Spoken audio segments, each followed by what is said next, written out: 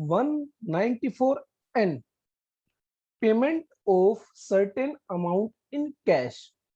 तो बेसिकली ये जो सेक्शन अप्लाई होता है, ये सेक्शन अप्लाई होता है बैंकिंग कंपनीज पर, बैंक्स पर, कोऑपरेटिव सोसाइटीज जो बैंकिंग बिजनेस में है, पोस्ट ऑफिसेज पर, इन सब पर सेक्शन 194N एप्लीकेबल होता है। जब भी कोई व्यक्ति जब भी कोई व्यक्ति किसी बैंक से, किसी कोऑपरेटिव सोसाइटी जो कि बैंकिंग बिजनेस के अंदर है, या फिर किसी पोस्ट ऑफिस से कैश विड्रॉ करता है, कैश विड्रॉ किया जाता है 1 करोड़ रुपए से ज्यादा सेविंग अकाउंट से या फिर करंट अकाउंट से, तो ऐसे में बैंक क्या करेगा, 2% का टीडीएस डिडक्ट करेगा एंड आफ्टर डिडक्शन जो है कैश पे कर देगा to the customer. Mister X है, मिस्टर एक्स का करंट अकाउंट लेट से मान लीजिए एबीसी बैंक में है, कोई भी नेशनलाइज्ड प्राइवेट बैंक है, कोई भी बैंक है, और ये अपने करंट अकाउंट से मान लीजिए 1 करोड़ 10 लाख रुपए विड्रॉ करते हैं, तो ऐसे में 2% का टीडीएस डिडक्ट किया जाएगा और 2% का टीडीएस डिडक्ट करने के बाद जो बैलेंस अमाउंट होगी वो मिस्टर एक्स को पे कर दी जाएगी। और यहां पर एक और बात कही गई, बैंक चेक करेगा कि जो मिस्टर एक्स हैं क्या उन्होंने अपनी इनकम टैक्स रिटर्न फाइल की है या नहीं फॉर द लास्ट 3 इयर्स।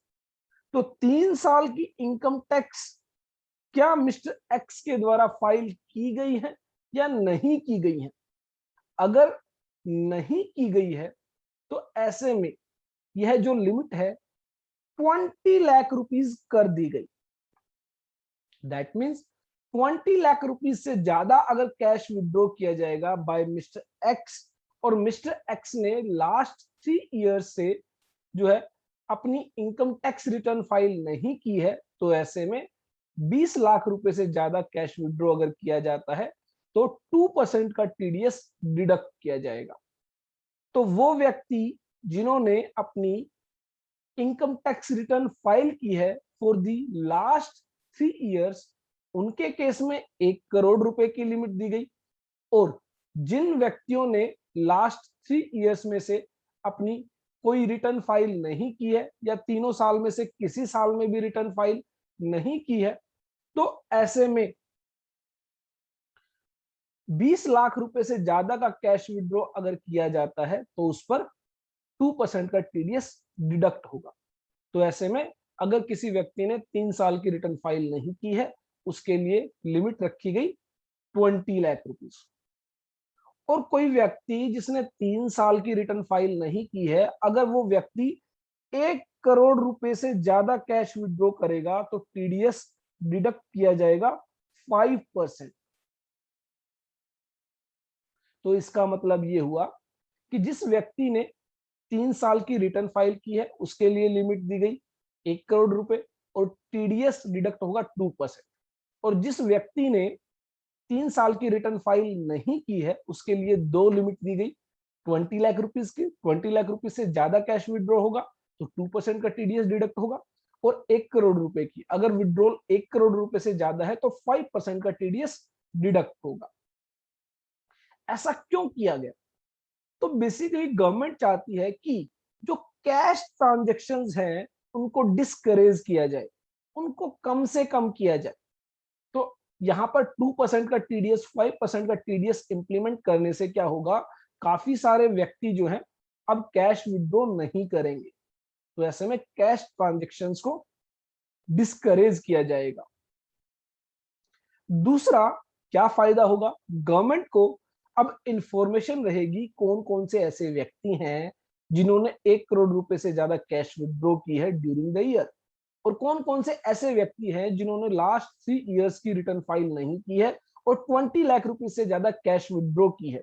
तो गवर्नमेंट उनसे एक्सप्लेनेशन मांग सकती है कि ये कैश विड्रॉ क्यों किया गया, ये जो कैश विड्रॉ किया गया है इसको कहां यूटिलाइज किया गया। तो बेसिकली सेक्शन 194 एन के तहत गवर्नमेंट एक मैकेनिज्म लेकर आती है कि कैश ट्रांजैक्शंस को डिस्करेज किया जाए, ऑनलाइन ट्रांजैक्शंस को इंक्रेज किया जाए और एक ट्रेस आउट यहां पर बेसिकली उन लोगों का जो लोग ज्यादा कैश विड्रॉ कर रहे हैं, ज्यादा कैश ट्रांजैक्शंस को जो है एग्जीक्यूट कर रहे हैं, उनको ट्रेस किया जा सके ताकि भविष्य में उनसे जो है पता लगाया जा सके कि वो कैश कहां यूटिलाइज किया जा रहा है।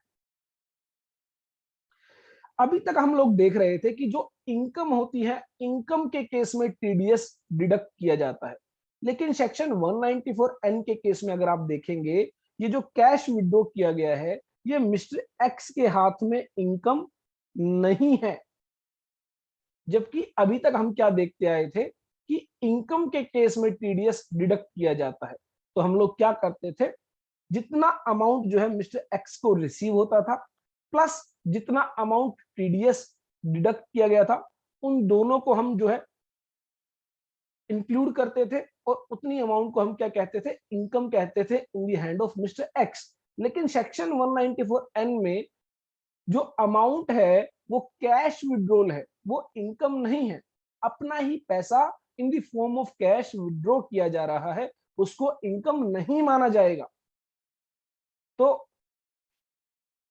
ऐसा बिल्कुल भी नहीं है कि 1 करोड़ 10 लाख रुपए आप कैश विड्रॉ कर रहे थे, उसमें से जो है 2.2 लाख रुपीस का टीडीएस डिडक्ट कर लिया गया, ये मानते हो कि आपने लास्ट 3 इयर्स की रिटर्न फाइल की हुई है, और जो बैलेंस अमाउंट आपको रिसीव हुई वो आपके हाथ में इनकम मानी जाएगी। ऐसा बिल्कुल भी नहीं, क्योंकि ये जो कैश विड्रॉल है आपने अपना ही पैसा जो है in the form of cash withdraw किया है, ये आपके हैंड में इनकम नहीं मानी जाएगी।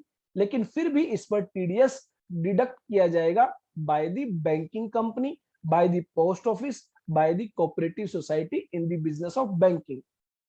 और मैंने आपको बताया बेसिकली कैश ट्रांजैक्शंस को डिस्करेज करने के लिए और उन लोगों को, उन व्यक्तियों को ट्रेस करने के लिए जो ज्यादा कैश ट्रांजैक्शंस एग्जीक्यूट करते हैं, इसलिए सेक्शन 194 एन इंट्रोड्यूस किया गया, लाया गया।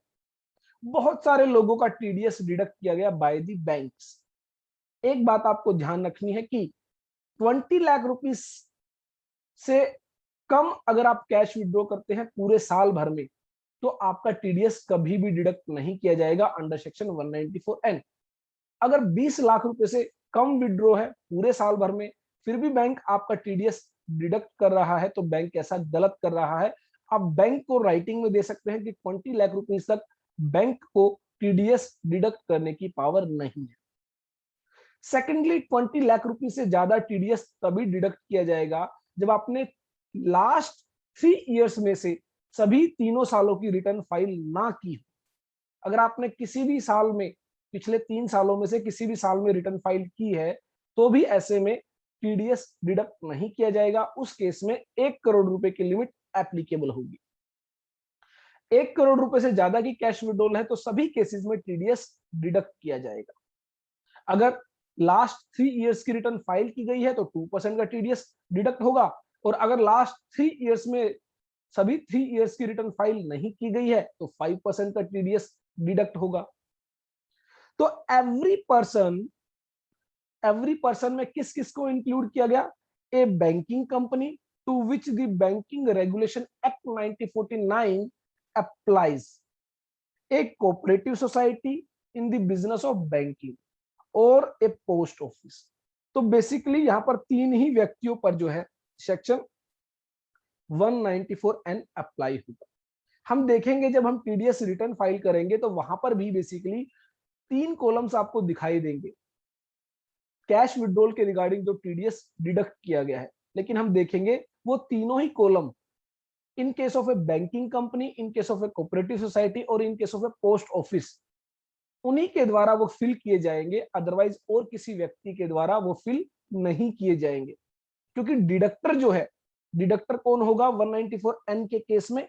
बैंक होगा, या फिर पोस्ट ऑफिस होगा, या फिर कोऑपरेटिव सोसाइटी होगी जो बैंकिंग बिजनेस के अंदर है। तो ऐसे में टीडीएस रिटर्न्स के अंदर जब बैंक कैश विड्रॉल पर टीडीएस डिडक्ट करेगा, तो बैंक जब टीडीएस रिटर्न फाइल करेगा तो उन तीनों ही कॉलम्स में जो है इंफॉर्मेशन फिल करेगा। अदरवाइज बैंक, पोस्ट ऑफिस और कोऑपरेटिव सोसाइटी के अलावा और कोई व्यक्ति उन तीनों कॉलम्स को फिल नहीं करेगा। Who is responsible for paying any sum, जो रिस्पॉन्सिबल है पे करने के लिए, being the amount or aggregates of the amount as the case may be in cash exceeding 1 crore rupees। तो बैंक के द्वारा, कोऑपरेटिव सोसाइटी के द्वारा, पोस्ट ऑफिस के द्वारा जब कोई कैश पेमेंट की जाएगी 1 करोड़ रुपए से ज्यादा during the previous year from one और मोर accounts maintained by the recipient with it shall at the time of payment such sum deduct an amount equal to 2% of such sum as income tax। तो mister x के मान लीजिए 4 account हैं एक ही bank के अंदर, तो उन चारों अकाउंट्स का क्यूमुलेटिव सम जो है अगर 1 करोड़ रुपए से ज्यादा है in the form of cash withdrawal, तो टीडीएस डिडक्ट किया जाएगा।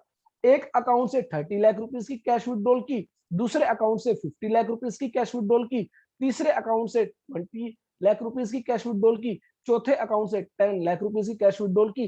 तो ऐसे में आपकी लिमिट जो है 1 करोड़ रुपीस को क्रॉस कर जाती है। तो ऐसे में सेक्शन 194N के तहत बैंक क्या करेगा? 2% का टीडीएस डिडक्ट करेगा। कौन सी अमाउंट पर? जो अमाउंट 1 करोड़ रुपए से ज्यादा होगी। दैट मीन्स 1 करोड़ 10 लाख रुपए की कैश विड्रॉ की गई है, तो ऐसे में 10 लाख रुपीस पर जो है कैश टीडीएस डिडक्ट किया जाएगा। तो यहां पर जो है 2.2 लाख की जगह जो है 10 लाख रुपीस पर जो है 2% का टीडीएस डिडक्ट किया जाएगा, दैट इज 20,000 रुपीस।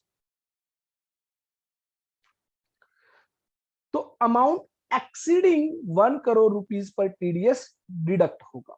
तो ये आपको ध्यान रखना है। Who is responsible for paying any sum being the amount or aggregates of the amount as the case may be in cash exceeding 1 crore rupees during the previous year to any person from one or more accounts maintained by the recipient with it shall at the time of payment of such sum deduct an amount equal to 2% of such sum as income tax। उसके अलावा बताया गया provided that in the case of a recipient who has not filed the return of income for all of the 3 assessment year relevant to the 3 previous year for which the time limit of filing of income tax return has expired immediately preceding the previous year in which the payment of such sum is made to him, the provision of this section shall apply with the modification। तो basically बताया गया 3 साल की return bank cheque करेगा। कौन से 3 साल? तो यहां पर कहा गया कि प्रीवियस ईयर 21-22 में मान लीजिए आप क्या कर रहे हैं, 1 करोड़ रुपए से ज्यादा की कैश विड्रॉ कर रहे हैं या फिर 20 लाख रुपए से ज्यादा की कैश विड्रॉ कर रहे हैं। तो प्रीवियस ईयर 21-22 में अगर आप 20 लाख रुपए से ज्यादा की कैश विड्रॉ करते हैं तो हम चेक करेंगे previous year 2021, previous year 29-20, previous year 2018-19। तो पहले तो ये 3 साल चेक किए जाएंगे। इन तीनों सालों में से कोई भी ऐसा ईयर है जिसकी रिटर्न फाइलिंग की ड्यू डेट एक्सपायर अभी नहीं हुई है। प्रीवियस ईयर 2021 के लिए जो due date of return filing है वो है 31 जुलाई 21। तो अगर ये डेट एक्सपायर हो चुकी है तो ऐसे में आप 3 सालों को कंसीडर करेंगे। और अगर अभी ये डेट एक्सपायर नहीं हुई है तो ऐसे में आप क्या करेंगे, इस साल को छोड़ देंगे और एक और साल यहां पर प्रीवियस ईयर 17, 18। अब आप क्या करेंगे, इन तीनों सालों को चेक करेंगे। कौन चेक करेगा? बैंक चेक करेगा कि इन तीनों सालों के लिए क्या मिस्टर एक्स के द्वारा रिटर्न फाइल कर दी गई है या नहीं। अगर इन तीनों सालों में से किसी भी एक साल के लिए रिटर्न फाइल कर दी गई है या फिर तीनों ही साल के लिए रिटर्न फाइल कर दी गई है तो लिमिट हो जाएगी 1 करोड़ रुपए। 1 करोड़ रुपए से ज्यादा का कैश विड्रॉल होगा तो ही टीडीएस डिडक्ट होगा। और अगर इन तीनों सालों में से किसी भी साल की रिटर्न फाइल नहीं हुई है तो लिमिट आपकी मानी जाएगी 20 लाख रुपीज। और 20 लाख रुपीज से ज्यादा अगर कैश विड्रॉ होगा तो 2% का टीडीएस डिडक्ट होगा। और अगर 1 करोड़ रुपए से ज्यादा का कैश विड्रॉ होगा तो 5% का टीडीएस डिडक्ट होगा। अब बैंक यह कैसे चेक करेगा? तो इसके लिए इनकम टैक्स पोर्टल पर बैंक को एक फंक्शनलिटी प्रोवाइड की जाएगी और उस फंक्शनलिटी के जरिए बैंक आपके पैन नंबर के जरिए चेक करेगा कि क्या 3 साल की रिटर्न फाइल की गई है या नहीं। यहां पर कहा गया है for all of the 3 assessment year. अगर तीनों ही साल के लिए रिटर्न फाइल नहीं हुई है तो ही 20 लाख रुपीज की लिमिट मानी जाएगी। अगर तीनों साल में से किसी एक साल के लिए भी आपने इनकम टैक्स रिटर्न फाइल कर दी थी तो आपके लिए 1 करोड़ रुपए की लिमिट मानी जाएगी। और 1 करोड़ रुपए से ज्यादा अगर आप कैश विड्रॉ करेंगे तो ही 2% का टीडीएस डिडक्ट होगा। तो यहां पर अगर आपने तीनों सालों में से किसी भी एक साल के लिए भी रिटर्न फाइल अगर कर दी है तो आप जो है फर्स्ट पैराग्राफ के जरिए जो है बेसिकली 1 करोड़ रुपए की लिमिट रिसीव करेंगे। और अगर आपने तीनों ही सालों की रिटर्न फाइल नहीं की गई है तो ऐसे में कहा गया the sum shall be amount or aggregates of the amount as the case may be in cash exceeding 20 lakh rupees during the previous year. तो तीनों सालों में से तीनों ही सालों में से किसी साल में भी रिटर्न फाइल नहीं की गई है तो आपके लिए लिमिट रखी गई 20 लाख रुपीज। टीडीएस कितना डिडक्ट किया जाएगा अगर आपने तीनों सालों में से किसी साल में भी रिटर्न फाइल नहीं की गई है? An amount equal to 2% of the sum where the sum or aggregate of the amount as the case may be paid in cash exceeds 20 lakh rupees during the previous year but does not exceed rupees 1 crore rupees। तो 1 करोड़ रुपए तक की cash withdrawal है, 20 lakh rupees से ज्यादा है तो 2% का टीडीएस डिडक्ट होगा। An amount equal to 5% where the sum exceeds rupees 1 crore rupees. अगर 1 करोड़ रुपए से ज्यादा की कैश विड्रॉल होगी तो 5% का टीडीएस डिडक्ट होगा। तो यहां पर आपको यह ध्यान रखना है कि बैंक क्या करेगा, बैंक पहले चेक करेगा आपके परमानेंट अकाउंट नंबर के अकॉर्डिंग कि क्या आपने पिछले 3 सालों में से जो पिछले 3 साल की रिटर्न है क्या कोई भी एक साल में आपने रिटर्न फाइल की है या नहीं। अगर आपने किसी भी एक साल में रिटर्न फाइल की होगी तो आपको 1 करोड़ रुपए तक की कैश विड्रॉल परमिट की जाएगी। 1 करोड़ रुपए से ज्यादा की कैश विड्रॉल करेंगे तो 2% का टीडीएस डिडक्ट होगा। लेकिन अगर आपने तीनों सालों में से किसी साल में भी रिटर्न फाइल नहीं की है तो ऐसे में 20 लाख रुपीज की लिमिट आपको दी जाएगी। 20 लाख रुपीज से ज्यादा कैश विड्रॉ करोगे तो 2% का टीडीएस डिडक्ट होगा। और अगर 1 करोड़ रुपए से ज्यादा का कैश विड्रॉ करोगे तो 5% का टीडीएस डिडक्ट होगा। तो इसका मतलब ये हुआ आज की डेट में इनकम टैक्स रिटर्न फाइल करना जरूरी है। अगर आप इनकम टैक्स रिटर्न फाइल नहीं करते हैं तो ऐसे में आपको जो है बेसिकली सेक्शन 194N के तहत आपको जो है ज्यादा टीडीएस जो है आपका डिडक्ट किया जाएगा बाय द बैंक अगर आप कैश विड्रॉ करेंगे in excess of ₹20 lakh.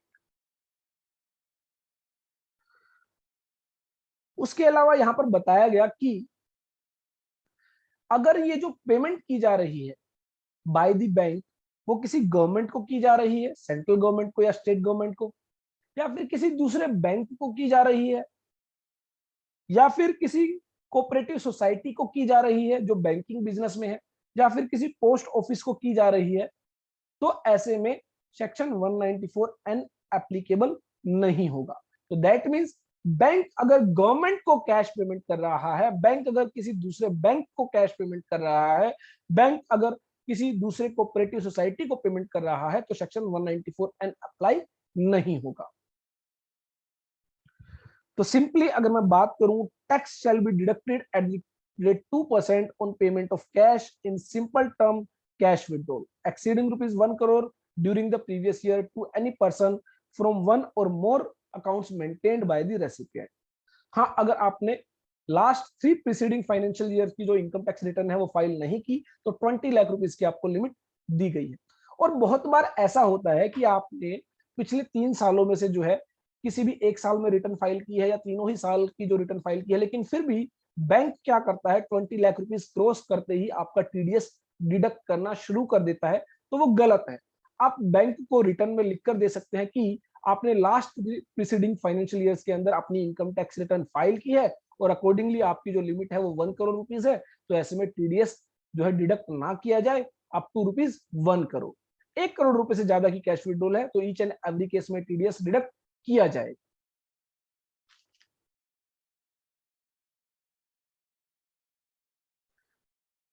Section 194O जो कि बेसिकली एप्लीकेबल होता है ई कॉमर्स ऑपरेटर्स पर।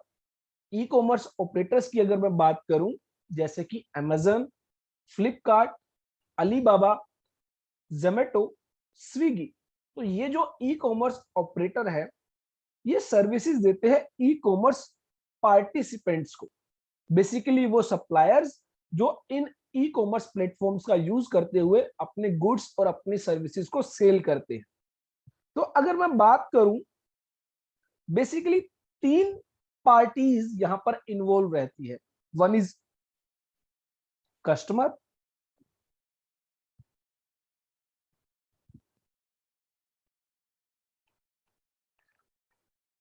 Second is E commerce operator and third one is e-commerce participant, that is actual seller। तो कस्टमर क्या करता है, कस्टमर ई commerce operator e commerce platform पर विजिट करता है और सेलर क्या करता है, अपनी गुड्स को अपनी सर्विसेज को ई कॉमर्स प्लेटफॉर्म पर लिस्ट करता है। तो कस्टमर क्या करता है, इस ई कॉमर्स ऑपरेटर के जरिए उन गुड्स या सर्विसेज को अवेल करता है और पेमेंट करता है to the e commerce operator. और ई कॉमर्स ऑपरेटर क्या करता है, वो पेमेंट्स जो है after deduction of certain commission, E commerce operator क्या करता है, अपने प्लेटफॉर्म को प्रोवाइड करने के लिए कुछ अमाउंट चार्ज करता है और वो अमाउंट चार्ज करने के बाद बैलेंस अमाउंट जो है सेलर को ई कॉमर्स पार्टिसिपेंट को वापस दे देता है। तो ऐसे में कहा गया कि ई कॉमर्स ऑपरेटर क्या करेगा, टीडीएस डिडक्ट करेगा और टीडीएस डिडक्ट करने के बाद ई कॉमर्स पार्टिसिपेंट को पेमेंट करेगा। ऐसा किस लिए किया गया? अगेन, तो गवर्नमेंट ने देखा कि बहुत सारे लोग ई कॉमर्स प्लेटफॉर्म्स के जरिए सेल कर रहे हैं, अच्छी खासी सेल कर रहे हैं, लेकिन वो लोग अकॉर्डिंगली जो इनकम है वो डिक्लेयर नहीं कर रहे हैं, क्योंकि कोई मैकेनिज्म ही नहीं था कि जिससे पता लगाया जा सके कि किसी व्यक्ति ने इन प्लेटफॉर्म्स के जरिए कितनी सेल की। तो इसलिए कहा गया कि 5 लाख रुपए से ज्यादा अगर पूरे साल भर में ई कॉमर्स पार्टिसिपेंट के द्वारा सेल की जाती है तो ई कॉमर्स ऑपरेटर क्या करेगा, टीडीएस डिडक्ट करेगा और टीडीएस डिडक्ट करने के बाद ही ई कॉमर्स पार्टिसिपेंट को पेमेंट करेगा। अब यहां पर एक और सिचुएशन हो सकती है कि जो कस्टमर डायरेक्ट ई कॉमर्स ऑपरेटर को पेमेंट ना करके डायरेक्ट ई कॉमर्स पार्टिसिपेंट को अगर पेमेंट कर देता है तो क्या होगा। तो ऐसे में कहा गया कि अगर कस्टमर डायरेक्ट ई कॉमर्स पार्टिसिपेंट को पेमेंट करेगा, सेलर को पेमेंट करेगा, तो यह माना जाएगा कि उसने पेमेंट ई कॉमर्स ऑपरेटर को की है और ई कॉमर्स ऑपरेटर क्या करेगा, उस पर भी टीडीएस डिडक्ट करेगा। तो सेक्शन 194O इंसर्ट किया गया for the e commerce participant, that is the person who is selling the goods or services through e-commerce platforms।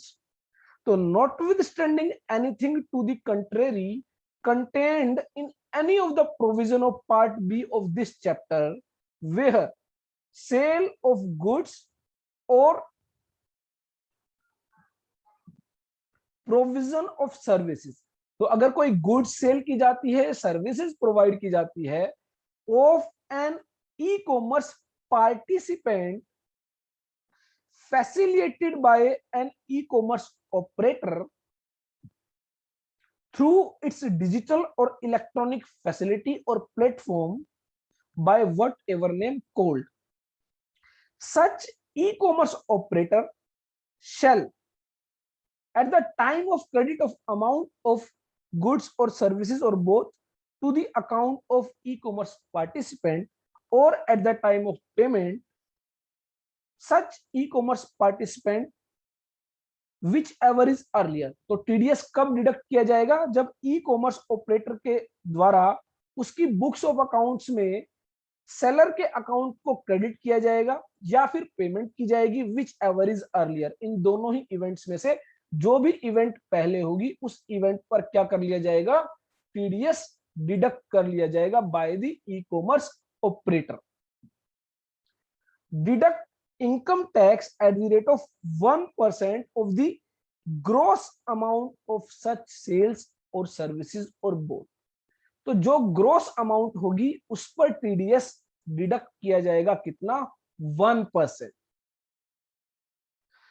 For the purpose of this subsection, any payment made by a purchaser of a goods or recipient of services directly to an e commerce participant, अगर customer के द्वारा direct seller को payment कर दी जाती है for the sale of goods or provision of services or both facilitated by an e commerce operator shall be deemed to be the amount credited or paid by the e commerce operator to the e commerce participant shall be included in the gross amount of such sale or services for the purpose of deduction of income tax। तो customer अगर direct E commerce participant that is seller को अगर direct payment भी कर देगा तो भी यह माना जाएगा ई कॉमर्स ऑपरेटर ने उसको अपनी बुक्स ऑफ अकाउंट्स में क्रेडिट किया है या फिर पेमेंट की है, और अकॉर्डिंगली ई कॉमर्स ऑपरेटर क्या करेगा? उस पर टीडीएस डिडक्ट करेगा।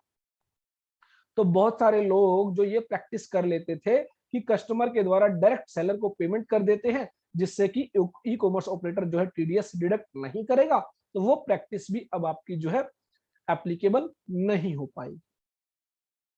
No deduction under subsection 1 shall be made from any sum during the previous year to the account of an e commerce participant being an individual और HUF. तो अगर जो seller है वो एक इंडिविजुअल है और एचयूएफ है और जो अमाउंट ऑफ सेल है वो 5 लाख रुपए से ज्यादा नहीं है ड्यूरिंग द फाइनेंशियल ईयर, तो ऐसे में टीडीएस डिडक्ट नहीं होगा। लेकिन कंडीशन ये है कि ये जो इंडिविजुअल है, ये जो एचयूएफ है, परमानेंट अकाउंट नंबर फर्निश करेगी to the e commerce operator. अगर परमानेंट अकाउंट नंबर फर्निश नहीं किया तो टीडीएस डिडक्ट किया जाएगा। एक बात का आपको ध्यान रखना है कि ई कॉमर्स ऑपरेटर्स जनरली क्या करते हैं, लेट से मान लीजिए 100 रुपीज की पेमेंट करनी है ई कॉमर्स पार्टिसिपेंट को, तो वो अपना कमीशन डिडक्ट करते हैं। कमीशन 10%, 15%, 20% कुछ भी हो सकता है। लेट से 15% का कमीशन है तो 85 रुपीज की पेमेंट की जानी है। तो जो टीडीएस डिडक्ट होगा अंडर सेक्शन 194O वो डिडक्ट होगा on the 100 rupees, not on 85 rupees. तो that is gross amount. Second thing, अगर इस 100 रुपीज में कोई टैक्स अमाउंट है, कोई जीएसटी है जो पार्टिसिपेंट के द्वारा कस्टमर से चार्ज किया गया है और इनवॉइस में सेपरेटली मेंशन किया गया है, तो ऐसे में उस टैक्स अमाउंट पर टीडीएस डिडक्ट नहीं होगा। मान लीजिए 100 रुपीज में से 10 रुपीज टैक्स अमाउंट है और 90 रुपीज जो है टैक्सेबल वैल्यू है, तो 90 रुपीज पर टीडीएस डिडक्ट किया जाएगा, 100 रुपीज पर टीडीएस डिडक्ट नहीं होगा। ये दो बातें आपको ध्यान रखनी है। अगर कोई अमाउंट डिडक्ट की गई है bye the e commerce operator तो वो अमाउंट डिडक्ट करने से पहले जो अमाउंट होगी उस पर टीडीएस डिडक्ट होगा, और अगर उसके अंदर कोई जीएसटी, कोई टैक्स अमाउंट इंक्लूड है जो कि इनवॉइस के अंदर सेपरेटली मेंशन की गई है, तो ऐसे में उस टैक्स अमाउंट पर टीडीएस डिडक्ट नहीं किया जाएगा bye the e commerce operator.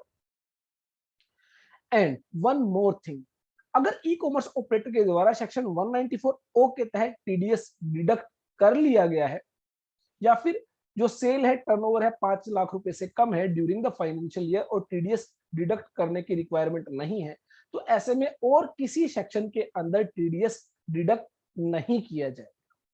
तो notwithstanding anything contained in part B of this chapter, a transaction in respect of which tax has been deducted by the e-commerce operator under subsection 1 or which is not liable to be deducted TDS under subsection 2 shall not be liable to tax deduction at source under any other provision of this chapter। तो बाकी जितने भी section है 194A, 194B, 194C, 194D, 194E, किसी section के तहत भी TDS deduct नहीं होगा।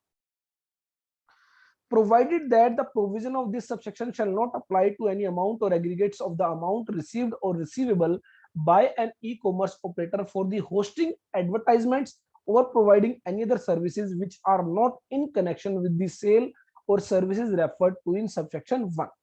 तो बेसिकली जो एडवर्टाइजमेंट्स के रिगार्डिंग अगर कोई जो है पेमेंट की जानी है ई कॉमर्स ऑपरेटर के द्वारा, तो उस केस में जो है सेक्शन 194 एप्लीकेबल नहीं होगा, वो बेसिकली पार्टिसिपेंट के केस में ही एप्लीकेबल होगा।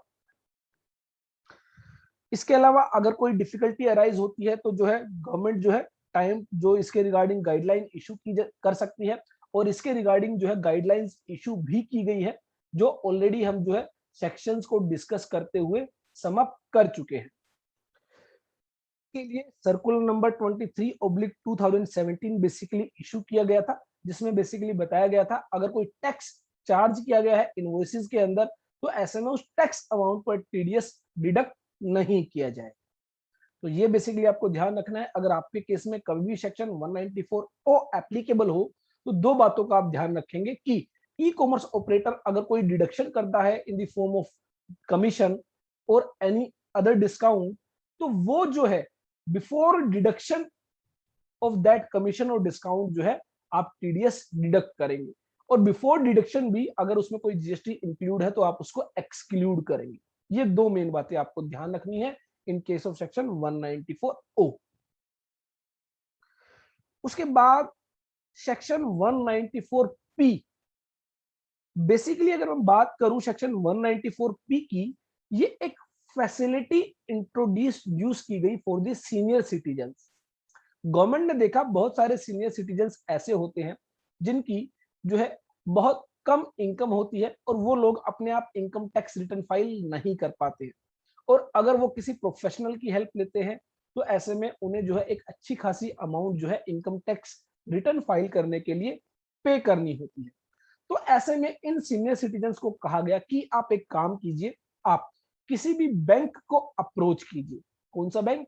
Specified bank. तो गवर्नमेंट क्या करेगी, कुछ बैंक को स्पेसिफाई कर देगी नोटिफिकेशन के जरिए, और सीनियर सिटीजन्स क्या करेंगे, उस स्पेसिफाइड बैंक में विजिट करेंगे और वो अपनी कंप्यूटेशन ऑफ इनकम, वो अपनी इनकम जो है बैंक को बताएंगे, और बैंक को लगता है कि उनकी जो इनकम है उस पर कोई टैक्स जो है वो बन जाता है, तो उतना टीडीएस बैंक क्या करेगा, डिडक्ट करेगा, गवर्नमेंट को पे कर देगा। और टैक्स डिडक्ट करने के बाद बैंक क्या करेगा, उस सीनियर सिटीजन की इनकम टैक्स रिटर्न भी फाइल कर देगा।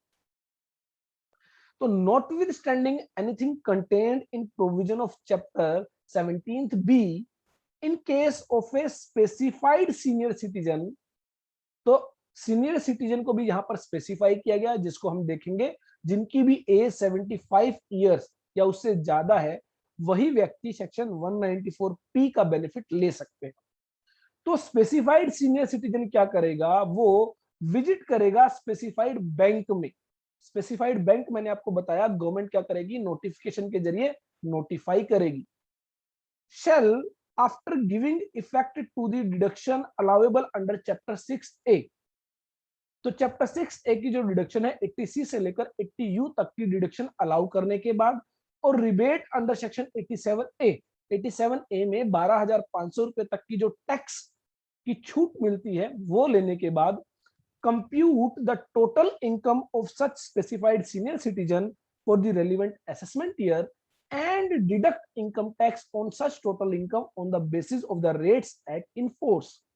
तो बैंक क्या करेगा, उसकी जो टोटल इनकम है वो कंप्यूट करेगा। टोटल इनकम कैसे कंप्यूट करेगा? After giving effect to the provision of chapter 6A, that is after allowing deductions under section 80C to 80U and rebate under section 87A if applicable, and after that अगर कोई tax amount बनती है तो tax amount deduct कर ली जाएगी by the bank.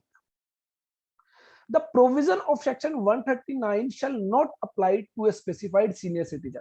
तो ऐसे में जो रिटर्न ऑफ इनकम फाइल करने के जो प्रोविजन है वो इस स्पेसिफाइड सीनियर सिटीजन पर एप्लीकेबल नहीं होंगे। दैट मींस उनको कोई रिटर्न ऑफ इनकम फाइल करने की जरूरत नहीं होगी। रीजन बिंग, बैंक क्या करेगा, गवर्नमेंट को बताएगा कि उस स्पेसिफाइड सीनियर सिटीजन की जो है टोटल इनकम इतनी थी, उस पर इतना टैक्स बनता था, इतना टैक्स डिडक्ट कर लिया गया। For the purpose of this section, specified bank means a banking company as the central government may by notification in the official gazette specify। तो जो सेंट्रल गवर्नमेंट जो है ऑफिशियल गेजेट में नोटिफाई करेगी, उन्हीं बैंक्स को जो है यह जो है परमिशन दी जाएगी और उन्हीं बैंक्स में स्पेसिफाइड सीनियर सिटीजन जो है अपनी जो है टोटल इनकम जो है वो डिक्लेयर करेंगे और उस पर टैक्स डिडक्ट कराएंगे। Specified senior citizen means an individual, तो सिर्फ एक इंडिविजुअल को ही ये बेनिफिट मिलेगा। कौन सा? रेजिडेंट इन इंडिया, जो कि इंडिया में क्या होना चाहिए? रेजिडेंट होना चाहिए। Who is the age of 75 years or more at any time during the previous year, जिसकी एज कितनी है? 75 इयर्स या उससे ज्यादा। और इनकम क्या है उसकी? Who is having income of the nature of pension and no other income except the income of the nature of interest received or receivable from any account maintained by such individual in the same specified bank in which he is receiving his pension income। तो उसकी सिर्फ pension income होनी चाहिए और pension income के अलावा सिर्फ interest income को अलाउ किया गया और वो इंटरेस्ट इनकम भी उसी बैंक में होनी चाहिए जहां से वो पेंशन रिसीव कर रहा है। और तीसरी कंडीशन बताई गई, he has furnished a declaration to the specified bank containing such particular in such form and verified in such manner as may be prescribed। तो बेसिकली एक डिक्लेरेशन देनी होगी कि पेंशन इनकम और अगर इंटरेस्ट इनकम है तो उसके अलावा और कोई इनकम जो है वो उस स्पेसिफाइड सीनियर सिटीजन के केस में नहीं है। तो बैंक क्या करेगा? उस पेंशन इनकम और इंटरेस्ट इनकम को कंसीडर करते हुए टोटल इनकम कैलकुलेट करेगा। टोटल इनकम के लिए वो चैप्टर 6A की डिडक्शंस को अलाउ करेगा सेक्शन 80C से लेकर 80U तक, और जो रिबेट अगर एप्लीकेबल है तो रिबेट अलाउ करेगा। आफ्टर दैट अगर कोई टैक्स बनता है तो उसको डिडक्ट करेगा और जो है गवर्नमेंट को पे करेगा। ऐसे में क्या होगा, उस स्पेसिफाइड सीनियर सिटीजन को रिटर्न ऑफ इनकम फाइल करने की जरूरत नहीं होगी। यह मान लिया जाएगा उसने रिटर्न ऑफ इनकम फाइल कर दी है। तो ये बेसिकली बेनिफिट दिया गया उन सीनियर सिटीजन को जो बेसिकली पेंशन इनकम रिसीव करते हैं और सेम बैंक के अंदर इंटरेस्ट इनकम के अलावा उनकी और कोई इनकम नहीं है।